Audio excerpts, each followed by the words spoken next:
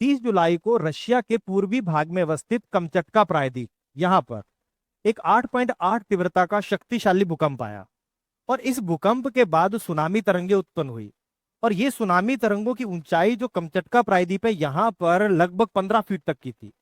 और ये जापान और ये यूएसए के जो हवाई द्वीप है यहाँ पर 3 से लेकर 5 फीट ऊंची थी। लेकिन यहाँ पर भूकंप आना कोई एक असामान्य घटना नहीं है। सामान्य रूप से इस क्षेत्र में भूकंप आते ही रहते हैं। और उसका कारण है कि ये रिंग ऑफ फायर का भाग है, अग्निवलय का भाग है। तो अब रिंग ऑफ फायर क्या है? देखो, रिंग ऑफ फायर ये प्रशांत महासागर के चारों ओर का जो क्षेत्र है इसे कहते हैं रिंग ऑफ फायर। ये जो आपको नजर आ रहा है ये सारा रिंग ऑफ फायर है। जिसके पूर्वी भाग में है कनाडा है, यूएसए है, यहाँ पर मैक्सिको, पेरू, चिली ये सब शामिल हैं। और पश्चिमी भाग में रशिया हो गया, जापान हो गया, फिलीपीन हो गया, यहाँ पर इंडोनेशिया के द्वीप हो गए, न्यूजीलैंड हो गया। तो ये सारे के सारे भाग में दुनिया के सबसे ज्यादा भूकंप आते हैं। और सबसे ज्यादा ज्वालामुखी क्रियाएं भी इसी क्षेत्र में होती हैं। इसीलिए इसको अग्निवलय कहते हैं। लेकिन ऐसा होता क्यों है? उसका कारण है कि इस पूरे के पूरे क्षेत्र में प्लेट्स आपस में टकरा रही हैं। इसे प्लेटों का अभिसरण क्षेत्र या क्षेपण जोन भी कहते हैं कि प्लेट टकरा रही है और भारी प्लेट हल्की प्लेट के नीचे क्षेपित हो रही है या उसके नीचे प्रवेश कर रही है।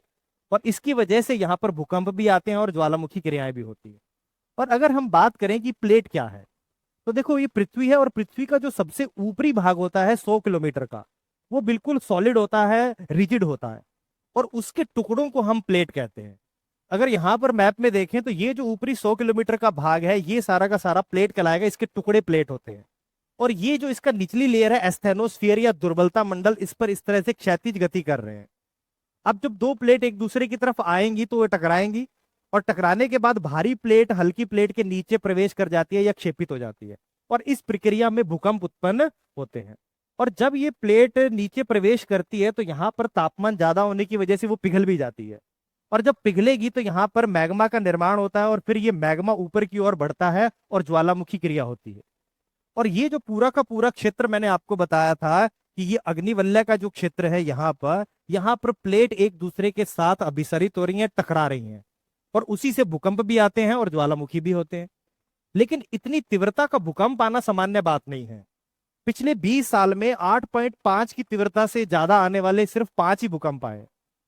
और इससे भी बड़ा भूकंप 2011 में आया था जापान में, जब फुकुशिमा संयंत्र पर एक त्रासदी हो गई थी। और यहाँ पर देखो, यहाँ पर पैसिफिक प्लेट, यहाँ पर एक ओखोटस्क प्लेट है। ये दोनों आपस में टकरा रही हैं और पैसिफिक प्लेट उसके नीचे प्रवेश कर रही है।